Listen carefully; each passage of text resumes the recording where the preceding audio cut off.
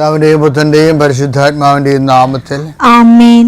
അമ്മേ പരിശുദ്ധമേ, അമ്മേ പരിശുദ്ധമേ, ദൈവമാതാവേ, ദൈവമാതാവേ, കൃപാസനത്തിലൂടെ ഞങ്ങൾക്കും ഞങ്ങളുടെ ദേശത്തിനും അമ്മ മധ്യസ്ഥം തേടി തന്ന എല്ലാ അനുഗ്രഹങ്ങൾക്കും കൃപകൾക്കും ഞങ്ങളിപ്പോൾ ഹൃദയം നിറഞ്ഞ നന്ദി പറയുന്നു. അമ്മേ പരിശുദ്ധമേ, അമ്മേ പരിശുദ്ധമേ, ദൈവമാതാവേ, 2004 ഡിസംബർ 7 ഉച്ചകഴിഞ്ഞ് 2:30 കൃപാസനത്തിൽ സംഭവിച്ച അമ്മയുടെ പ്രത്യക്ഷപ്പെടലിനെ കുറിച്ച് തിരുസഭയ്ക്ക് സമർപ്പിച്ചിരിക്കുന്ന പഠനരേഖകളുടെ മേൽ സഭാത്മകമായ പഠനം ആരംഭിക്കുവാൻ ഞങ്ങൾ പ്രാർത്ഥിക്കുന്നു.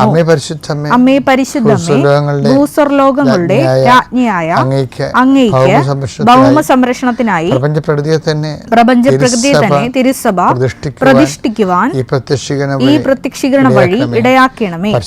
പരിശുദ്ധമ്മേ, ജപമാല മാതാവേ, സകല കൃപാസനം പ്രാർത്ഥനകളോടും ചേർത്ത് ഞങ്ങളിപ്പോൾ പ്രാർത്ഥിക്കുന്ന ഈ കുടുംബത്തിന്റെ പ്രത്യേക നിയോഗം പറമക്കളെ.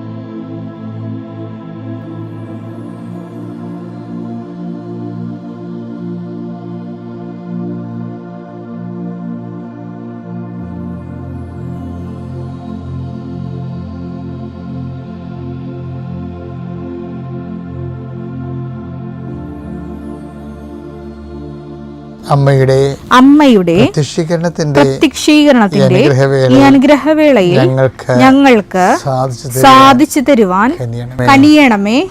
ആമേൻ. വിശ്വാസ പ്രമാണം. സർവശക്തനായ പിതാവും ആകാശത്തിന്റെയും ഭൂമിയുടെയും സൃഷ്ടാവുമായ ദൈവത്തിൽ ഞാൻ വിശ്വസിക്കുന്നു. അവിടുത്തെ ഏകപുത്രനും ഞങ്ങളുടെ കർത്താവുമായ ഈശോ മിശിഹായിലും ഞാൻ വിശ്വസിക്കുന്നു. ഈ പുത്രൻ പരിശുദ്ധാത്മാവിനാൽ ഗർഭസ്ഥനായി കന്യകാമറിയത്തിൽ നിന്ന് പിറന്ന് പൊന്തിയോസ് പീലാത്തോസിന്റെ കാലത്ത് പീഡകൾ സഹിച്ച് കുരിശിൽ തറയ്ക്കപ്പെട്ട് മരിച്ച് അടക്കപ്പെട്ട് പാതാളങ്ങളിൽ ഇറങ്ങി മരിച്ചവരുടെ ഇടയിൽ നിന്ന് 3-ാം നാൾ ഉയർത്ത് സ്വർഗത്തിലേക്ക് എഴുന്നള്ളി സർവശക്തിയുള്ള പിതാവായ ദൈവത്തിന്റെ വലതുഭാഗത്തിരിക്കുന്നു. അവിടെ നിന്ന് ജീവിക്കുന്നവരെയും മരിച്ചവരെയും വിധിക്കുവാൻ വരുമെന്നും ഞാൻ വിശ്വസിക്കുന്നു. പരിശുദ്ധാത്മാവിലും ഞാൻ വിശ്വസിക്കുന്നു. വിശുദ്ധ കത്തോലിക്കാ സഭയിലും പുണ്യവാന്മാരുടെ ഐക്യത്തിലും പാപങ്ങളുടെ മോചനത്തിലും ശരീരത്തിന്റെ ഉയർപ്പിലും നിത്യമായ ജീവിതത്തിലും ഞാൻ വിശ്വസിക്കുന്നു. ആമേൻ. സുഖസ്ഥനായ ഞങ്ങളുടെ പിതാവേ, അങ്ങയുടെ നാമം പൂജിതമാകണമേ. അങ്ങയുടെ രാജ്യം വരണമേ.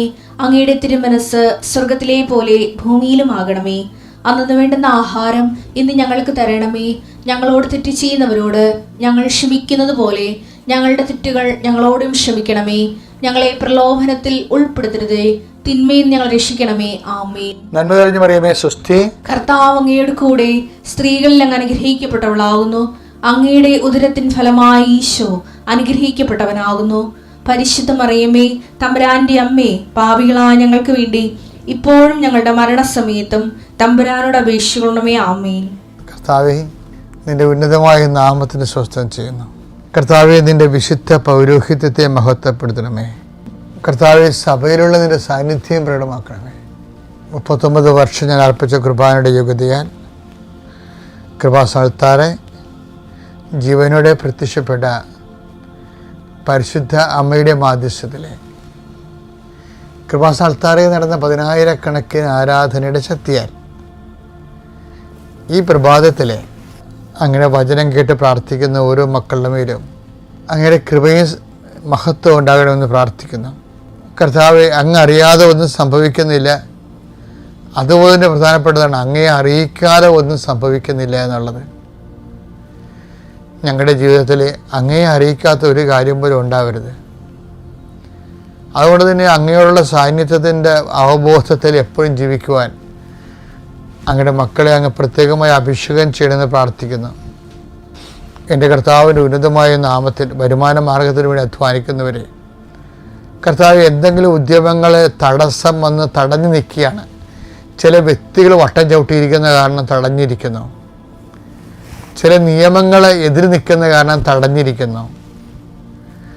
സാമ്പത്തിക ബാധ്യത ഉള്ളത് കാരണം തടഞ്ഞിരിക്കുന്നു. അങ്ങനെയുള്ള എല്ലാ തടസ്സങ്ങളുടെയും മെരിറ്റുകൾ നഷ്ടപ്പെടുകയും അത് നോട്ട് ബൈ മേട്ട് വർക്ക് ചെയ്യുന്നതിന് വേണ്ടി ഉടമ്പടി എടുത്തിരിക്കുന്നവരുടെ മേൽ അവിടെ കഴിവിനേക്കാൾ ഒരു ദൈവത്തിൻ്റെ കൃപ പ്രവർത്തിക്കാൻ വേണ്ടി പരിശുദ്ധയുടെ മാധ്യസ്ഥനെ ഏൽപ്പിക്കുന്നു. വേവലാതികളും വേകുലങ്ങളും മക്കളെക്കുറിച്ച് വേവലാതി കൊള്ളുന്നവരെ, ജീവിത പങ്കാളിയെക്കുറിച്ച് വേവലാതി കൊള്ളുന്നവരെ, അവരുടെ വേകുലങ്ങളെ സംബന്ധിച്ച് പ്രാർത്ഥിക്കുന്നു. പലവട്ടം പ്രാർത്ഥിച്ചിട്ടും ആ മേഖലയിൽ പ്രത്യേകിച്ച് പ്രയോജനമൊന്നുമില്ലാതെ പ്രാർത്ഥിക്കാതിരിക്കുന്ന വിഷയങ്ങളുണ്ട്. പ്രാർത്ഥിച്ച് പരിചയമില്ലാത്തതിൻ്റെ പേരിൽ ഒരു വിഷയം പ്രാർത്ഥിക്കേണ്ട വിഷയം വന്നിട്ട് പോലും പ്രാർത്ഥിക്കാൻ ഒക്കാത്തവരുണ്ട്. അവരെല്ലാം ആധ്യാത്മിക ശുശ്രൂഷയിലേക്ക് അനുദിന ആധ്യാത്മിക ശുശ്രൂഷയിലേക്ക് കൊണ്ടുവരണമെന്ന് പ്രാർത്ഥിക്കുന്നു. ആണ്ടിലൊരിക്കൽ ആത്മീയ കാര്യങ്ങളൊക്കെ ചെയ്യുന്നവരുണ്ടാവും, അനുദിനം ചെയ്യുന്നവരുണ്ടാവും. അനുനിമിഷം ചെയ്യുന്നവരിലേക്ക് വളർന്നു വരാൻ വേണ്ടി പ്രത്യേകം നിങ്ങളെ സമർപ്പിച്ചുകൊണ്ട് പ്രാർത്ഥിക്കുന്നു. എൻ്റെ കർത്താവിന് ഉന്നതമായ നാമത്തെ സഭയുടെ അധികാരത്തിൽ നിങ്ങളുടെ ഇന്നത്തെ യാത്രാ ലക്ഷ്യങ്ങളെ ആശീർവദിക്കണമെന്ന് പ്രാർത്ഥിക്കുന്നു. നിങ്ങളുടെ സാമ്പത്തിക ബാധ്യതകൾ, വസ്തു വിൽക്കാത്ത അവസ്ഥകൾ, വസ്തുക്ക് ജപ്തിനോടുകൂടി ഉണ്ടാകുന്ന അവസ്ഥകൾ, ചില കാര്യങ്ങൾ കുറച്ച് പൈസ ഉണ്ടായിരുന്നെങ്കിൽ അത് കടം കൊടുത്തിട്ട് അത് കൊടുത്ത് വീട്ടിയിട്ട് പുതിയ ഒരു കാര്യം തുടങ്ങാമായിരുന്നു എന്നൊക്കെ പറഞ്ഞ് ആലോചിക്കുന്ന കുറേ ആലോചനകളുണ്ട് കർത്താവേ. അത്തരം ആലോചനക്കാരെ എല്ലാം ആശീർവദിക്കണമെന്ന് പ്രാർത്ഥിക്കുന്നു. വിവാഹാലോചന നടത്തുന്നവരുണ്ട്, വസ്തു ആലോചന നടത്തുന്നവരുണ്ട്, വിദ്യാഭ്യാസ ആലോചന നടത്തുന്നവരുണ്ട്. എല്ലാവരുടെയും ആലോചനകളെ ആശീർവദിക്കണമെന്ന് പ്രാർത്ഥിക്കുന്നു. രേഖകൾ വീണ്ടെടുക്കാനും കണ്ടെടുക്കാനും വേണ്ടി കഷ്ടപ്പെടുന്നവരെ ആശീർവദിക്കണമെന്ന് പ്രാർത്ഥിക്കുന്നു. കൂട്ടം കൂടി ഒറ്റപ്പെടുത്തുന്ന ആൾക്കാരുണ്ട്. മറ്റുള്ള ഒറ്റപ്പെടുത്തൽ വല്ലാത്ത നിസ്സഹായ അവസ്ഥ അനുഭവിച്ചിട്ട് ആരും ഞങ്ങൾക്കില്ലെന്നുള്ള ഒറ്റപ്പെടുന്ന തോന്നലുണ്ട്. അവരെ പരിശുദ്ധാത്മാവ് നിറയുകയും പരിശുദ്ധാത്മാവ് അവരെ പ്രത്യേകം സന്ധിക്കുകയും ചെയ്യുമെന്ന് പ്രാർത്ഥിക്കുന്നു. കർത്താവ് എത്ര പ്രാർത്ഥന കേട്ടാലും എത്ര പ്രശ്നം കേട്ടാലും ഒരു അനക്കവും കുലുക്കവും ഇല്ലാതെ ഒന്നും സംഭവിച്ചിട്ട് തോന്നാത്ത രീതിയിൽ വളരെ സുവിശേഷപരമായ കാര്യങ്ങളോട് തുറവിയില്ലാത്തവരുടെ മനസ്സ് മരച്ചിരിക്കുന്ന ആൾക്കാരെ ആശീർവദിച്ച് പ്രാർത്ഥിക്കുന്നു. പൊരിഞ്ഞുകൊണ്ടിരിക്കുന്ന കുടുംബങ്ങൾ, തകർന്നുകൊണ്ടിരിക്കുന്ന ബന്ധങ്ങൾ, അതിൻ്റെ പേരിൽ കുടുംബത്തിൻ്റെ വ്യക്തിപരമായ തോതിലുള്ള ബാധ്യതകളും ഭാരങ്ങളും കൂടുന്ന അവസ്ഥകൾ, ഒത്തിരി പേര് ഒരുമിച്ച് ചെയ്യേണ്ട കാര്യങ്ങൾ, ലഘുവായി ചെയ്യേണ്ട കാര്യങ്ങളെല്ലാം ഒറ്റയ്ക്ക് ചെയ്യേണ്ട അവസ്ഥകൾ, അങ്ങനെ ഓരോ കുടുംബങ്ങളും വന്നുപെട്ടിട്ടുള്ള ദുർഘടാവസ്ഥകളെ പരിശുദ്ധയുടെ മാധ്യസ്ഥത്തിൽ ഏറ്റെടുക്കണമെന്ന് പ്രാർത്ഥിക്കുന്നു. എൻ്റെ കർത്താവിൻ്റെ ഉന്നതമായ നാമത്തെ സഭയുടെ അധികാരത്തിൽ കുരിശടയാളത്തിൽ ദൈവശക്തിയെ നീ ആശീർവദിക്കപ്പെടട്ടെ. ഇതെൻ്റെ മക്കളെ സീരിയസ് ടോക്കാണ്. ഇന്നലെയും ഇന്നും നാളെയും ഒക്കെ ഞാൻ ക്രിസ്തുവിനെ കുറിച്ചാണ് സംസാരിക്കുന്നത്. ഞാൻ സംസാരിക്കണം നിങ്ങൾ കരുതരുത്. ഒത്തിരി പ്രാർത്ഥിച്ചും എപ്പോഴും ചിന്തിച്ചും കർത്താവിനെ കുറിച്ച് ആലോചിച്ച് നടക്കുമ്പോൾ കർത്താവിന് ഉപകരണമായിക്കൊണ്ട് കർത്താവിനെ ലളിതമായി നിങ്ങൾക്ക് വെളിപ്പെടുത്തി തരാനുള്ള ഒരു എളിയ സുവിശേഷ പരിശ്രമമാണിത്. അപ്പം അത് ക്രിസ്തുവിനെ നേടാൻ വേണ്ടി എന്ത് ചെയ്യണമെന്നാണ് ഈ ദിവസങ്ങളിൽ പറഞ്ഞുകൊണ്ടിരിക്കുന്നത്. ഫിലിപ്പിയർ 3:8 എന്റെ കർത്താവായ യേശു ക്രിസ്തുവിനെ പറ്റിയുള്ള ജ്ഞാനം, യേശു ക്രിസ്തുവിനെ കുറിച്ചുള്ള ജ്ഞാനം ഇപ്പൊ ഞാൻ ഈ പറഞ്ഞുകൊണ്ടിരിക്കുന്നത് കൂടുതൽ വിലയുള്ളതാകയാൽ, അത് ഏറ്റവും വിലയുള്ളതായതുകൊണ്ട് സർവവും നഷ്ടമായി തന്നെ ഞാൻ പരിഗണിക്കുന്നു. അവനെ പ്രതി ഞാൻ സകലവും നഷ്ടപ്പെടുത്തുകയും ഉച്ഛിഷ്ടം പോലെ കരുതുകയുമാണ്. അതായത് നമ്മളെ സംബന്ധിച്ചിടത്തോളം ഒരു ക്രിസ്തു ഒരു അമൂല്യ നിധിയായി നമുക്ക് അനുഭവപ്പെട്ട് കഴിഞ്ഞാൽ പിന്നെന്താണ്? ബാക്കിയുള്ളതെല്ലാം വേസ്റ്റാണ്. അപ്പോൾ നമ്മൾ പറഞ്ഞല്ലേ, എന്തെങ്കിലും പ്രശ്നം ഉണ്ടാക്കി അത് അവനല്ലേ വഴക്കുണ്ടാക്കി എൻ്റെ അടുത്ത് വന്നത്, അപ്പോൾ നമ്മൾ പറയാം കള പോട്ടറാ, അതെന്ന് വേസ്റ്റാണെന്നത്. നീ അതിനെ വർക്ക് ചെയ്യണ്ട. എന്താ കാര്യം? നീ ഇതിലൂടെ നേടിയെടുക്കാൻ ഉദ്ദേശിക്കുന്ന ക്രിസ്തുവാണ്. അപ്പം ശരിക്കും പറഞ്ഞാൽ ക്രിസ്തുവിനെ നേടാൻ വേണ്ടി ഏറ്റവും നല്ല വാക്കെന്നറിയാമോ? കള പോട്ടെന്ന് പറയുന്നതാണ്. കള പോട്ട എന്താ വെച്ചാൽ കാര്യം വെച്ചാൽ നീ ഇപ്പം അമിത പ്രാധാന്യം കൊടുക്കുന്ന വിഷയങ്ങളോട്, വ്യക്തികളോട് കള പോട്ട എന്ന് പറഞ്ഞു കഴിഞ്ഞാൽ അതിൻ്റെ അർത്ഥം അത് വേസ്റ്റാണെന്നാണ് ബൈബിൾ പറയണത്. ഫിലിപ്പിയർ 3:8 പറഞ്ഞത് വേസ്റ്റാണ്. എന്ത് ചെയ്യണം? അത് ഉപേക്ഷിച്ച് കഴിഞ്ഞിട്ട് ക്രിസ്തുവിനെ അതിലൂടെ നേടിയെടുക്കണം. അപ്പോൾ നമ്മുടെ ദൈനംദിനമായിട്ടുള്ള എല്ലാ ഇടപാടുകളുമൊക്കെ നമ്മളെടുക്കുന്ന ഒരു സുവിശേഷപരമായ ഇടപാടുകൾക്കെല്ലാം സുവിശേഷിതമായ നിലപാടുകളുണ്ട്. അതെന്താണ്? അത് ക്രിസ്തുവിനെ നേടാൻ വേണ്ടിയുള്ളതാണ്. കാര്യം എന്താണ്? ദൈവ സമസ്തവും അവൻ്റെ പാദത്തിൻ്റെ കീഴിലാക്കിയിരിക്കുന്നത്. 1:15-27 ദൈവം സമസ്തവും അധീനമാക്കി തന്റെ പാദത്തിന് കീഴാക്കിയിരിക്കുന്നു. അപ്പോൾ എല്ലാം ഇവൻ്റെ പാദത്തിൻ്റെ കീഴിലാണ്. അത് ഇതാണ് ക്രിസ്തു അനുഭവം എന്ന് പറയണത്. ക്രിസ്തുവിനെ നേടിയെടുത്ത പിന്നെ സംഭവിക്കും, നമ്മുടെ ജീവിതവും നമ്മുടെ പാദത്തിൻ്റെ കീഴിലാവും. എന്താ കാര്യം? നമ്മൾ നിൽക്കുന്നതും ചരിക്കുന്നതും അവനിലല്ലേ. In him we live and move and have our being എന്നല്ലേ പറയണേ. നടപടി പുസ്തകം 17:28. എന്തെന്നാൽ അവിടുന്ന് നാം ജീവിക്കുന്നു, ചരിക്കുന്നു, നിലനിൽക്കുന്നു. അപ്പൊ ക്രിസ്തുവിനെ നേടിക്കഴിഞ്ഞാൽ പിന്നെന്താ സംഭവിക്കണത്? നമ്മൾ ക്രിസ്തുവിലാണ് നിലനിൽക്കുന്നത്, ക്രിസ്തുവിലാണ് ചരിക്കണത്, ക്രിസ്തുവിലാണ് ജീവിക്കണത്. അപ്പോൾ എന്താ സംഭവിക്കും? അപ്പോഴീ 1:15-27 സംഭവിക്കും. എന്താണ്? ദൈവം സമസ്തവും നമ്മുടെ പാദത്തിന് കീഴിലാക്കും. അതാ നിങ്ങൾക്ക് അസാധ്യമായി ഒന്നും ഉണ്ടായിരിക്കത്തില്ല എന്നൊക്കെ പറയത്തില്ലേ? മത്തായി 17:21. നിങ്ങൾക്ക് യാതൊന്നും അസാധ്യമായിരിക്കുകയില്ല. അതെന്താ വെച്ച് കഴിഞ്ഞാൽ എല്ലാം സാധ്യമാണ്. എല്ലാം പ്രാക്ടിക്കലാണെന്ന്, എല്ലാം പ്രായോഗികമാണ്. പക്ഷെ എല്ലാവർക്കും പ്രഭാഷണം 37:28 വായിച്ചേ. എല്ലാവർക്കും എല്ലാം നന്നല്ല, എല്ലാം നല്ലതല്ല. എല്ലാവരും എല്ലാം ആസ്വദിക്കുന്നുമില്ല. അതാണ് സൃഷ്ടിയുടെ ഒരു വൈവിധ്യം എന്ന് പറയണത്. ഓരോരുത്തർക്കും ഓരോരോ കാലത്ത് ഓരോരോ കാര്യങ്ങളായിരിക്കും സാങ്കത്യമായിട്ട് വരണത്.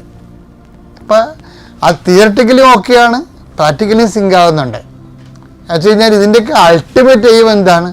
ക്രിസ്തുവിനെ എല്ലായിടത്തും ആപ്ലിക്കബിൾ ആക്കുക.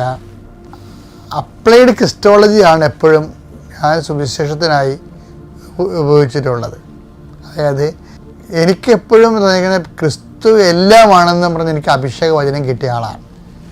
ഞാനൊരു 1,00,000 പ്രാവശ്യം അത് പറഞ്ഞിട്ടുണ്ട്. ക്രിസ്തു എല്ലാമാണ്, അത് കർത്താവ് പിതാവായി ദൈവം ഇരിക്കുന്നതെന്ന ബോധ്യമാണ്. അപ്പം എല്ലായിടത്തും ക്രിസ്തുവിനെ അപ്ലൈ ചെയ്യാൻ പറ്റും. ജീവിതത്തിൻ്റെ എല്ലാ നിറഭേദങ്ങളിലും, എല്ലാ കാലാവസ്ഥാ ഭേദങ്ങളിലും, അനുകൂല പ്രതികൂല അനുഭവങ്ങളിലും ക്രിസ്തുവിനെ മുൻനിർത്തിക്കൊണ്ട് നമ്മുടെ ജീവിതത്തെ അർത്ഥങ്ങൾ അന്വേഷിക്കാൻ പറ്റും. മോശമായ അനുഭവങ്ങൾ അതിജീവിക്കാൻ പറ്റുമെന്നുള്ള എൻ്റെ വ്യക്തിപരമായ അനുഭവത്തിൽ നിന്നാണ് ഞാൻ എല്ലായിടത്തും ക്രിസ്തുവിനെ അവതരിപ്പിക്കാൻ വേണ്ടി പരിശ്രമിക്കുന്നത്. ആദ്യമേ തന്നെ അമ്മയുടെ തിരുവൾത്താരയിൽ നിന്ന് സാക്ഷ്യം നൽകാൻ സാധിച്ചതിന് പരിശുദ്ധ അമ്മ മാതാവിനോടും ഈശോയോടും വളരെയധികം നന്ദി പറയുന്നു. എൻ്റെ പേര് ആൾഡ്രിയ.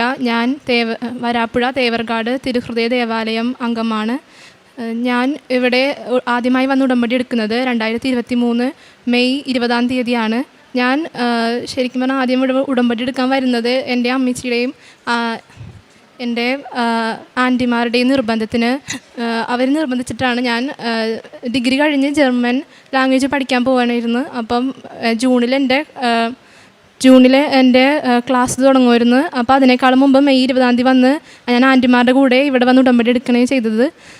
പക്ഷേ എനിക്ക് എൻ്റെ ആഗ്രഹം എന്ന് പറയുന്നത് ജർമ്മൻ ലാംഗ്വേജ് പഠിച്ച് കഴിഞ്ഞ ശേഷം ഉടമ്പടി എടുക്കണമെന്നായിരുന്നു എൻ്റെ ആഗ്രഹം. പക്ഷേ അവർ പറഞ്ഞപ്പോൾ ഞാൻ അവരുടെ കൂടെ വന്ന് ഇവിടെ ഉടമ്പടി എടുത്ത്. പക്ഷേ എനിക്ക് ലാംഗ്വേജ് കുറേ പഠിക്കാനുണ്ടായി. ആദ്യത്തെ സമയമൊക്കെ എനിക്ക് ഭയങ്കര ടഫായിരുന്നു. അപ്പം ഉടമ്പടി നിയോഗങ്ങളൊക്കെ ഉടമ്പടി കാര്യങ്ങളെല്ലാം എനിക്ക് മെയ് മാസം നല്ലോണം ചെയ്യാൻ പറ്റി. പക്ഷേ ജൂണിൽ ക്ലാസ് തുടങ്ങിയപ്പോഴേക്കും എനിക്ക് പള്ളിയിൽ പോകാനായാലും പിന്നെ അതുപോലെ തന്നെ ബൈബിൾ വായിക്കാനൊക്കെ ആയാലും സമയം ശരിക്കും കിട്ടാതെ വന്ന ഒരവസ്ഥയായി.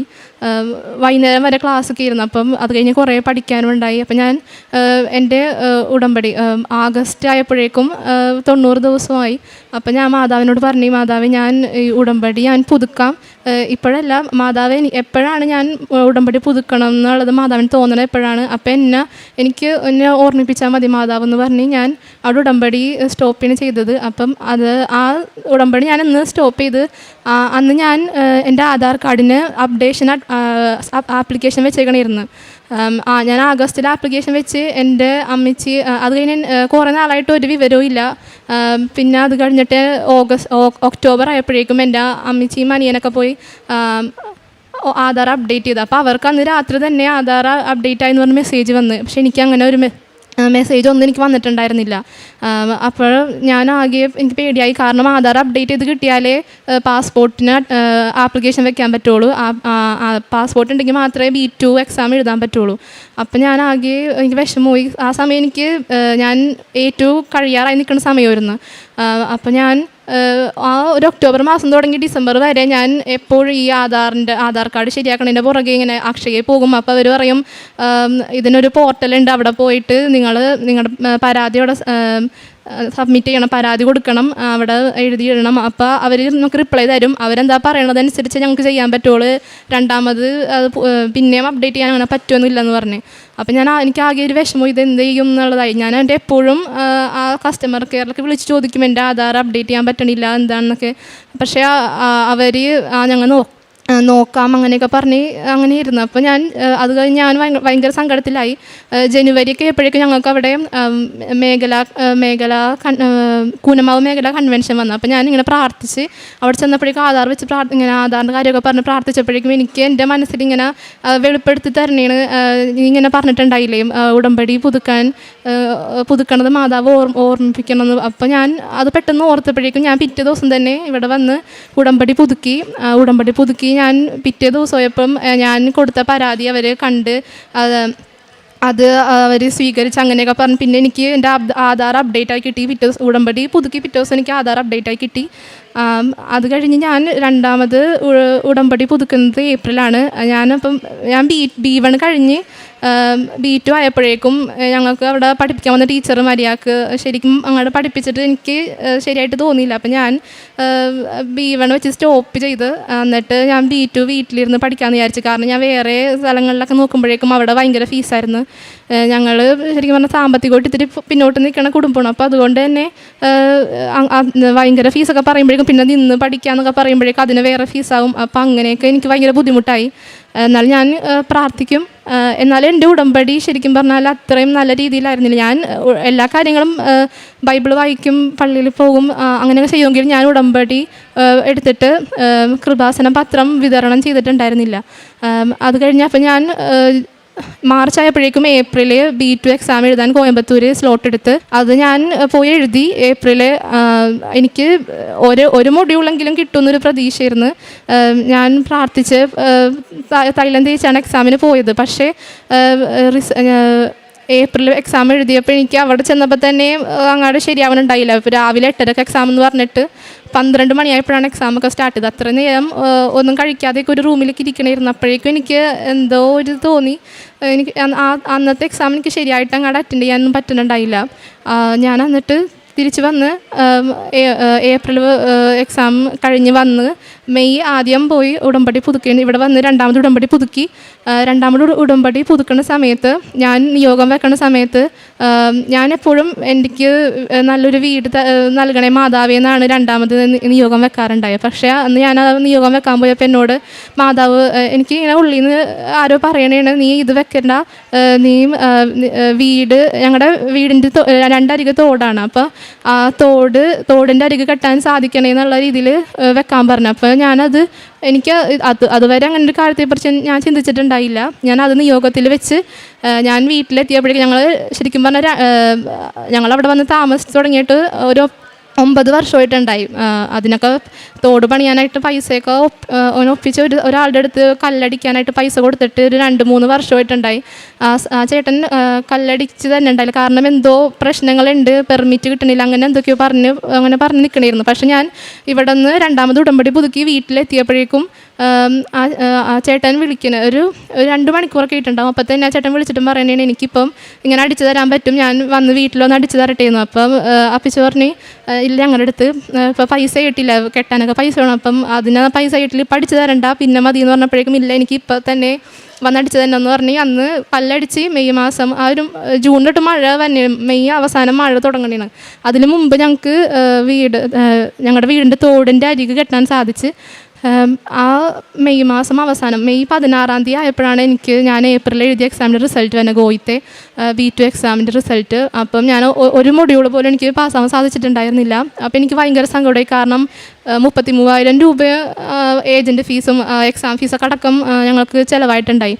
അപ്പം ഞാനാണെങ്കിൽ B2 പഠിച്ചിട്ടുണ്ടായില്ല. അപ്പം എന്നോട് പഠിക്കുമെന്ന് പറഞ്ഞെങ്കിലും ഞാൻ സാരമില്ല, ഞാനത് എഴുതി നോക്കട്ടെ എന്ന് പറഞ്ഞ് എഴുതിയതാണ്.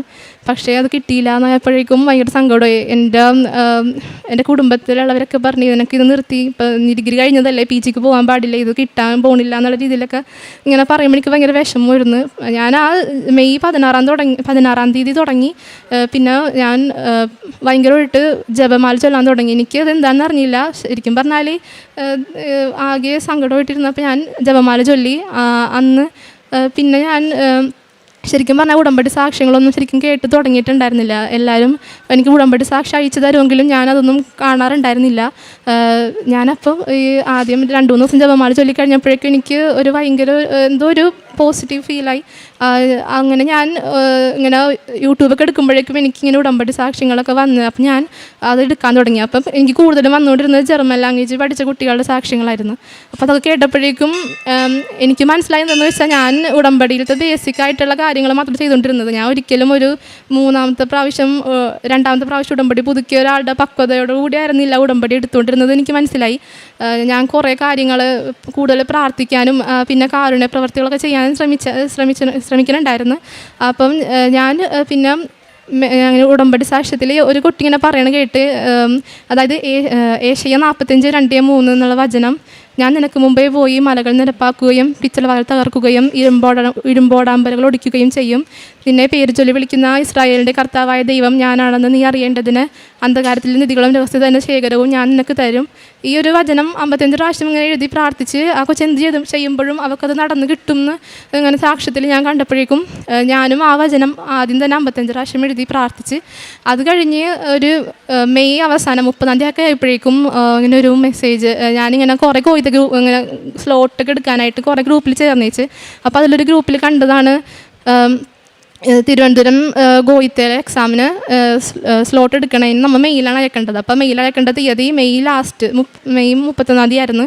അപ്പം അന്ന് എന്നോട് പുള്ളിലിരുന്ന് ആരോ പറഞ്ഞു, നീ അതിന് മെയിൽ അയക്കുമെന്ന് പറഞ്ഞു. പക്ഷെ ഞാൻ അങ്ങനെ അയച്ചാൽ കിട്ടേണ്ടതല്ല, ഇപ്പം വൈഫൈ ഉണ്ടെങ്കിൽ പോലും ആൾക്കാർക്ക് ഇങ്ങനെ മെയിൽ അയച്ചാൽ കിട്ടാറില്ല. പക്ഷെ ഞാൻ അത് വിശ്വസിച്ച എൻ്റെ ഉള്ളിലിരുന്ന് ആരോ പറയണത് അത് ഞാൻ ഇങ്ങനെ വിശ്വസിച്ച് ഞാൻ അന്ന് മെയ് 31-ാം തീയതി 11 മണിയൊക്കെ ആയപ്പോഴേക്കും എൻ്റെ ഫോണിൽ ഞാൻ ഉപ്പ് വിതറി. എന്നിട്ട് ഞാൻ എൻ്റെ മെയിൽ അയച്ച് അതൊരു ജൂൺ 10-ാം തീയതി ആയപ്പോഴേക്കും റിപ്ലൈ മെയിൽ വന്ന് നിനക്ക് അന്ന് എനിക്ക് ഞാൻ റൈറ്റിങ്ങും റീഡിങ്ങും ആണ് ആ സ്ലോട്ട് എടുത്തേച്ചത്. അതിലെനിക്ക് സ്ലോട്ട് കിട്ടിയിട്ടുണ്ടെന്ന് പറഞ്ഞു. അപ്പോൾ ഞാൻ വീട്ടിൽ പറഞ്ഞപ്പോൾ എല്ലാവരും പറഞ്ഞ് വേണ്ട, അത് സ്ലോട്ട് കിട്ടിയെങ്കിലും പോകണ്ട, കാരണം നീ നിനക്കൊന്നും അറിയാൻ പാടില്ല, നല്ലോണം പഠിച്ചിട്ട് വല്ല എവിടെയെങ്കിലും പോയി B2 പഠിച്ച് മാത്രം നീ എക്സാം എഴുതിയാൽ മതി എന്ന് പറഞ്ഞു.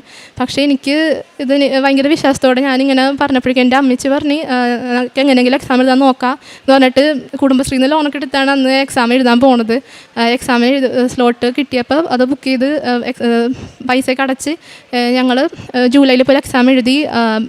അത് ജൂലൈയിൽ പോയി എക്സാം എഴുതുന്ന സമയത്ത് കുറേ തടസ്സങ്ങളുണ്ടായി. ശരിക്കും പറഞ്ഞാൽ ഞങ്ങൾ വഴിയിൽ ഞാൻ ജൂലൈയിൽ എക്സാം എഴുതാൻ പോകുന്നതിനേക്കാൾ മുമ്പ് ജൂലൈ 12-ാം തീയതി എനിക്ക് എക്സാം. അതിനേക്കാൾ മുമ്പ് ഞാൻ ഇവിടെ വന്ന് അച്ഛൻ്റെ ബ്ലെസ്സിങ് മേടിച്ചിട്ടുണ്ടായിരുന്നു. ഞാൻ ശരിക്കും പറഞ്ഞാൽ അച്ഛൻ ഇവിടെ ഉണ്ടാവില്ലെന്ന് വിചാരിച്ചാൽ വന്നത്. പക്ഷേ ശരിക്കും ഇവിടെ വന്നപ്പോൾ അച്ഛനുണ്ടായി. അപ്പോൾ ഞാൻ ചോദിച്ചപ്പോഴേക്കും അച്ഛൻ്റെ ബ്ലെസ്സിങ് കിട്ടുമെന്ന് പറഞ്ഞ് ഞാനപ്പോൾ അച്ഛൻ്റെ ബ്ലെസ്സിങ് മേടിക്കാൻ വന്നപ്പോഴേക്കും ഞാനിങ്ങനെ പറഞ്ഞു ഞാൻ 2ാമത്തെ പ്രാവശ്യമാണ് എഴുതണത് എന്ന് പറഞ്ഞപ്പോൾ അച്ഛൻ ഒന്നും പറഞ്ഞില്ല, ചിരിച്ചുകൊണ്ട് പോവുകയും ചെയ്തത്. അപ്പോൾ എനിക്ക് ശരിക്കും പറഞ്ഞാൽ ഇതൊരു പോസിറ്റീവ് ഫീലായിരുന്നു. എനിക്കിത് കിട്ടും അത്രയും ഉറപ്പ് എനിക്ക് തോന്നി. എന്നിട്ട് ഞാൻ B2 എക്സാം എഴുതാൻ പോയപ്പോഴേക്കും ജൂലൈയിൽ തിരുവനന്തപുരത്ത് ഭയങ്കര ബ്ലോക്കായിരുന്നു. ബ്ലോക്കിൽ പെട്ട് കിടന്ന് കുറേ നേരം കിടന്ന് 2 മണിക്ക് എക്സാമിന് ഞാൻ 1:50 ഞങ്ങൾ ബ്ലോക്കിലായിരുന്നു. പിന്നെ അത് കഴിഞ്ഞ് ഒരു ഓട്ടോറിക്ഷയ്ക്ക് ബസ്സിലായിരുന്നു അവിടെ നിന്ന് ഇറങ്ങി ഓട്ടോറിക്ഷയ്ക്ക് കയറി അങ്ങനെയാണ് പോയത്. 1:55 ആയപ്പോൾ ഞാൻ സെൻറ്ററിൽ എത്തിയത്. പക്ഷേ അത് കയറ്റി വിട്ട് തന്നെ എന്നിട്ടും ഞാൻ ചെന്ന് രജിസ്ട്രേഷനൊക്കെ ചെയ്ത് കഴിഞ്ഞ് അപ്പം തന്നെ റൂമിലോട്ടും കൊണ്ടുപോയി, റൂമിൽ എക്സാം എഴുതാനായിട്ട് കൊണ്ടുപോയി. അപ്പോഴേക്കും ഞാനൊന്നും പഠിച്ചതൊന്നും അങ്ങനെ എനിക്കൊരു ഓർമ്മ കിട്ടുന്നുണ്ടായില്ല. അപ്പോൾ ഞാൻ മാതാവിനോട് ബസ്സിൽ വന്ന സമയത്ത് ഞാൻ മാതാവിനോട് വെറുതെ ചോദിച്ചു, മാതാവ് എനിക്ക് എന്താ വന്നേന്നുള്ളത് ഒന്ന് കാണിച്ചു തരുമോ, റൈറ്റിങ്ങിന് എന്താ വന്നേന്നുള്ളത് എനിക്കൊന്ന് കാണിച്ചു തരുമോ എന്ന് ചോദിച്ചെങ്കിലും ഞാനത് മറന്നു പോയിട്ടുണ്ടായി. പക്ഷേ ഞാനിങ്ങനെ നോക്കുമ്പോഴേക്കും റോഡിൽ ഇങ്ങനെ CCTV എന്ന് എഴുതി വെച്ചിട്ടുണ്ട്, അങ്ങനെ ഒരു ടോപ്പിക് ഉണ്ട്. അപ്പോൾ ഞാൻ ആ ടോപ്പിക് കണ്ടപ്പോഴും ഇത് ഞാൻ പഠിച്ചിട്ടുണ്ട്, പക്ഷേ ഞാനിത് റിവൈസ് ചെയ്തിട്ടുണ്ടായില്ല. അപ്പം ഞാൻ ഞാൻ നോക്കിയില്ല എന്ന് പറഞ്ഞ് നോക്കി വെച്ചിട്ടുണ്ടായി. ഞാൻ എക്സാമിന് പോയിരുന്നപ്പോൾ എനിക്ക് കിട്ടിയ ടോപ്പിക്ക് അതാണ്. അത് പഠിച്ചത് തന്നെ എനിക്കത് എഴുതാൻ പറ്റി. അപ്പോഴൊക്കെ എനിക്ക് ഭയങ്കര സന്തോഷമായിരുന്നു. പിന്നെ ഞാനത് കഴിഞ്ഞ് ഓഗസ്റ്റിൽ എക്സാം എഴുതിയില്ല. അത് കഴിഞ്ഞ് സെപ്റ്റംബറിലോട്ടാണ് സ്ലോട്ട് ബുക്ക് ചെയ്തിട്ടുണ്ടായത്. ഓഗസ്റ്റ് അവസാനമാണ് റിസൾട്ട് വന്നത്. റിസൾട്ട് വന്നപ്പോൾ ഞാൻ എഴുതിയ 2 മൊഡ്യൂളും ഞാൻ പാസ്സായിട്ടുണ്ടായിരുന്നു.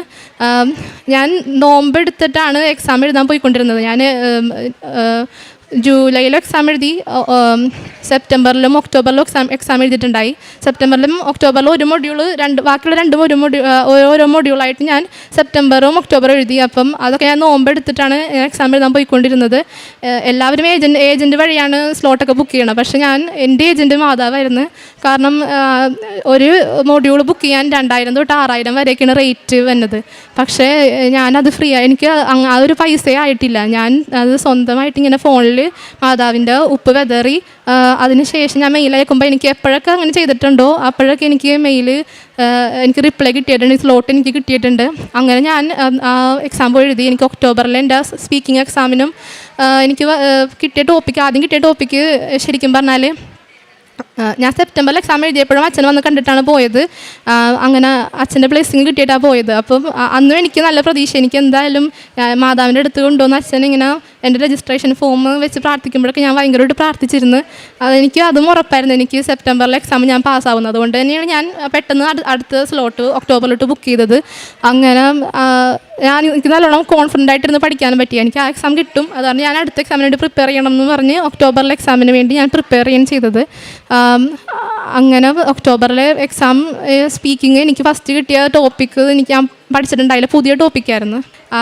അപ്പോൾ ആ ടോപ്പിക്ക് ഞാനിങ്ങനെ പതിയെ പറഞ്ഞുകൊണ്ടിരുന്ന, അതായത് കുറച്ച് സ്ലോ ആക്കും, നിർത്തി പോകുന്നുണ്ടായി എനിക്ക്, അങ്ങനെയൊക്കെ ഞാൻ പറഞ്ഞുകൊണ്ടിരുന്നു. അപ്പോൾ എൻ്റെ എക്സാമിനേഴ്സ് എന്നോട് പറഞ്ഞു, ഇയാൾ സ്റ്റോപ്പ് ചെയ്തോ, കുട്ടി സ്റ്റോപ്പ് ചെയ്തോ, അടുത്ത ഇനി പറയണമെന്നുണ്ടെങ്കിൽ ഏറ്റവും ഒപ്പീനിയൻ പറഞ്ഞ് നിർത്തിക്കോളാൻ പറഞ്ഞു. അപ്പോൾ എനിക്ക് ഭയങ്കര സങ്കടമായി, എനിക്ക് എക്സാം കിട്ടൂലേന്നായിപ്പോയി. അപ്പോൾ ഞാൻ എൻ്റെ കാശുരൂപം ഞാൻ കയ്യിൽ പിടിച്ചിട്ടുണ്ടായിരുന്നു. അപ്പോൾ ഞാൻ കാശുരൂപത്തിൽ വെച്ച് മാതാവിനോട് പ്രാർത്ഥിച്ച്, മാതാവ് നോക്കിക്കോളണേന്ന് പ്രാർത്ഥിച്ച്. പിന്നെ അത് കഴിഞ്ഞ് 2ാമത്തെ ടോപ്പിക്കൊക്കെ ഡിസ്കഷനാണ്, നമ്മൾ പാർട്ട്ണറായിട്ട് ഡിസ്കസ് ചെയ്യണം. അപ്പം അതെനിക്ക് നല്ലോണം തന്നെ പറയാൻ പറ്റി.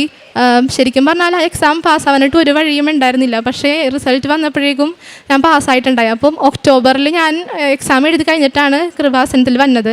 ഞാൻ അഖണ്ഡ ജപമാല ഉള്ള കാരണം ഞാൻ അഖണ്ഡ ജപമാല റാലിക്ക് കൂടാനായിട്ട് ഉള്ള കാരണം ഞാൻ എക്സാം എഴുതി കഴിഞ്ഞ് അഖണ്ഡ ജപമാല റാലിക്ക് പങ്കെടുക്കാൻ വേണ്ടി വന്ന്. അപ്പം ഞാൻ റാലിക്ക് പങ്കെടുക്കുന്ന സമയത്ത് ഇങ്ങനെ കടൽ തീരത്തിൻ്റെ ആ സൈഡ് കഴിഞ്ഞ് നടന്നു പോകുന്ന സമയത്ത് ഇങ്ങനെ ശരിക്കും പറഞ്ഞാൽ മുകളിൽ നിന്ന് തേങ്ങ വീഴുന്നു. തേങ്ങ എൻ്റെ ദേഹത്തൊന്നും തൊടാതെ ഇങ്ങനെ മുടിയുടെ ഇതിൽ കൂടെ വീണ് താഴ്ത്തോട്ട് വീഴണം. അപ്പോൾ ചുറ്റുമുള്ളവരൊക്കെ പറഞ്ഞ് മാതാവ് കൂടെ ഉണ്ടല്ലോ, മാതാവ് കാത്താണ്. അങ്ങനെ എല്ലാവരും കൂടി പറഞ്ഞപ്പോഴേക്കും എനിക്ക് ശരിക്കും പറഞ്ഞാൽ എനിക്ക് ഭയങ്കര സന്തോഷമായി. കാരണം ബാക്കി കൂടെയുള്ളവരൊക്കെ മാതാവ് കൂടെ ഉണ്ടല്ലോ അങ്ങനെയൊക്കെ പറയുമ്പോൾ ഭയങ്കര സന്തോഷമായിരുന്നു എനിക്ക്.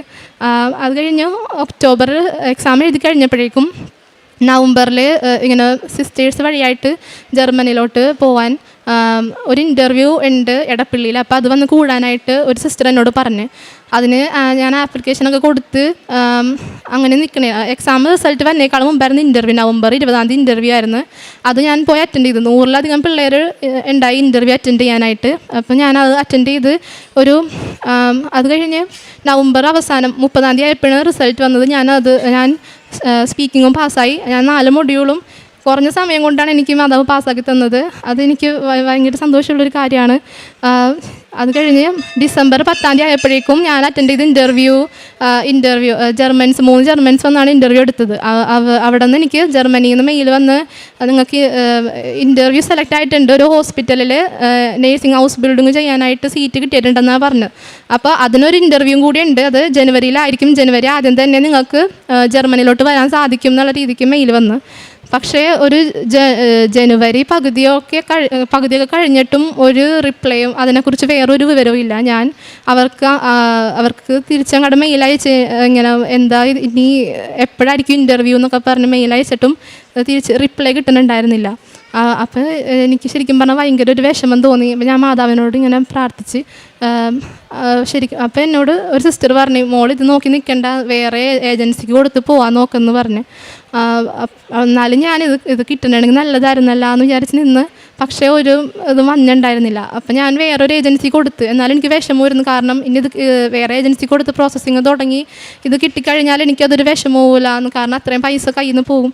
അപ്പം ഞാൻ മാതാവിനോട് പറഞ്ഞു, മാതാവ് എനിക്ക് ഇത് കിട്ടില്ല എന്നാണെങ്കിൽ അതിനെ ബന്ധപ്പെടുത്തി എന്തെങ്കിലും എനിക്ക് അറിയാൻ സാധിക്കണമെന്ന് ഞാൻ പ്രാർത്ഥിച്ചേച്ച്. അപ്പം എൻ്റെ കൂടെ നേഴ്സിങ്ങിന് അഡ്മിഷൻ കിട്ടിയ വേറൊരു കൊച്ചുണ്ടായി. അവനും മെയിൽ അയച്ചിട്ടുണ്ടായി. അവന് റിപ്ലൈ കിട്ടിയിട്ടുണ്ടായി. നിങ്ങൾ ക്ഷമിക്കണം, ഞങ്ങൾക്ക് സീറ്റ് തരാനായിട്ട് ഇവിടെ സീറ്റ് ഇല്ല എന്നുള്ള അങ്ങനെ ഒരു മെസ്സേജ് അവന് കിട്ടി. അപ്പോൾ അത് കണ്ടപ്പോഴേക്കും സമാധാനമായി. അത് കിട്ടിയില്ല, അത് ഇപ്പോൾ വേറെ ഏജൻസി കൊടുത്ത്. അങ്ങനെ ഞാൻ സെപ്റ്റംബർ ഇൻടേക്കിലോട്ട് പ്രോസസ്സിങ് സ്റ്റാർട്ട് ചെയ്ത് ജനുവരി അവസാനമാണ് ഏജൻസി കൊടുത്തത്. ഏജൻസി കൊടുത്ത് ഫെബ്രുവരി അവസാനമൊക്കെ ആയപ്പോഴേക്കും എനിക്ക് ഒരു ഇൻ്റർവ്യൂ തന്ന്. അതായത് ശരിക്കും പറഞ്ഞാൽ സാധാരണ ഏജൻസികളൊക്കെ 1-2 ഇൻ്റർവ്യൂ കിട്ടുള്ളൂ. എനിക്ക് 5 ഇൻ്റർവ്യൂ വരെ ഒരു പെട്ടെന്ന് തന്നെ 5 ഇൻ്റർവ്യൂ ആണ് എനിക്ക് കിട്ടിയത്. മൂന്നാമത്തെ ഒരാഴ്ച 5 ഇൻ്റർവ്യൂ അങ്ങനെയായിരുന്നു. 3-ാമത്തെ ഇൻ്റർവ്യൂ ഞാൻ പാസ്സായി പ്രോസസ്സിങ് തുടങ്ങി. അത് കഴിഞ്ഞ് കുറച്ച് ലാഗായിരുന്നു.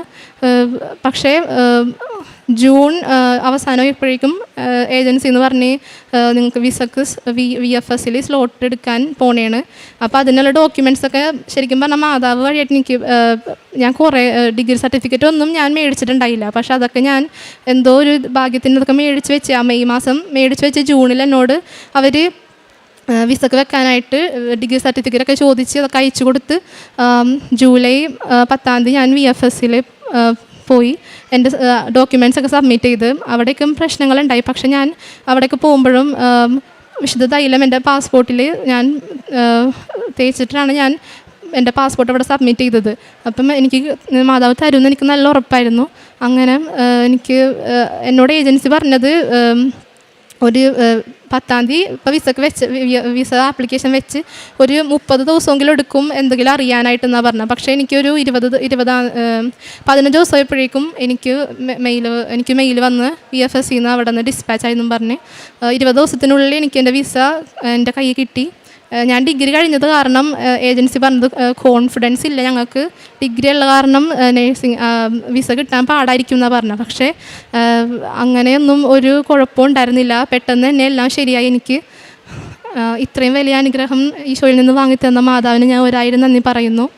ഞാൻ കാരുണ്യ പ്രവൃത്തിയായിട്ട് ചെയ്തിരുന്നത് ഞാൻ വൃദ്ധസദനത്തിൽ പോയി ഞാൻ കാരുണ്യപ്രവൃത്തി ചെയ്യുമായിരുന്നു. അവിടെ അമ്മമാരെ അവരെ നഖം വെട്ടി കൊടുക്കും, അവരെ കുളിപ്പിച്ച് കൊടുക്കും, അങ്ങനെ അവരുടേതായ കാര്യങ്ങളൊക്കെ ചെയ്തു കൊടുക്കുമായിരുന്നു. പിന്നെ ഞാൻ രണ്ടാമത് ഉടമ്പടി പുതുക്കുമ്പോൾ തുടങ്ങിയാണ് ഞാൻ പത്രം ശരിക്കും പറഞ്ഞാൽ കൊടുത്തു തുടങ്ങിയത്. ആദ്യമൊക്കെ ഞാൻ പള്ളിയിൽ കൊടുക്കും, പിന്നെ എനിക്ക് മനസ്സിലായി ഞാൻ പിന്നെ വീടുകളിൽ കൊടുക്കും, ബസ് സ്റ്റാൻഡിൽ കൊണ്ടുപോയി കൊടുക്കുമായിരുന്നു. അങ്ങനെയൊക്കെ ഞാൻ പത്രം കൊടുത്തിട്ടുണ്ട്. ഇത്രയും വലിയ അനുഗ്രഹം ഈശോയിൽ നിന്ന് എനിക്ക് വാങ്ങിത്തന്ന എൻ്റെ പരിശുദ്ധമ്മ മാതാവിന് എൻ്റെ കൃപാസനമൊക്കെ ഞാൻ 1000 നന്ദി പറയുന്നു. ബാറൂക്ക് 4:28-30 തിരുവചനങ്ങൾ. ദൈവത്തിൽ നിന്ന് അകലുവാൻ കാണിച്ചതിൻ്റെ 10 ഇരട്ടി തീഷ്ണതയോടെ തിരിച്ചു വന്ന അവിടുത്തെ തേടുവിൻ. ജെറുസലേമേ, ധൈര്യമായിരിക്കുക, നിനക്ക് പേരിട്ടവൻ തന്നെ നിനക്ക് ആശ്വാസമരുളും.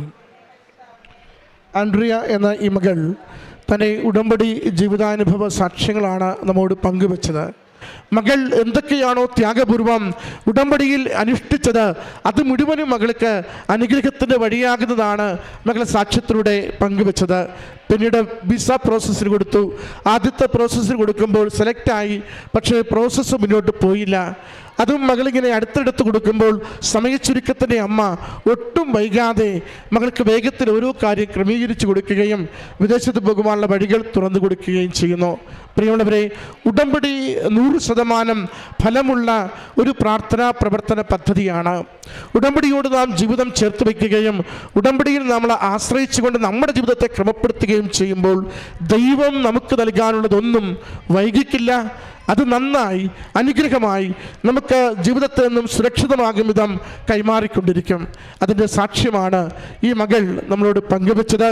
ഉടമ്പടിയുടെ അലസ ജീവിതത്തിൽ നിന്നും ഉടമ്പടിയുടെ ആത്മാർത്ഥ ജീവിതത്തിലേക്ക് ഒരു വ്യക്തി മാറുമ്പോൾ കൂടെ നടന്ന് സഞ്ചാരി മാതാവ് സമയം ചുരുക്കി ഓരോ വിഷയത്തെയും എങ്ങനെ കാണുകയും സഹായിക്കുകയും ദൈവനാമത്തെ മഹത്വപ്പെടുത്തുവാൻ ജീവിതത്തെ ഉപകാരപ്പെടുത്തുകയും ചെയ്യുന്നുവെന്ന് മകൾ വാക്കുകളിലൂടെ അടയാളപ്പെടുത്തുന്നു.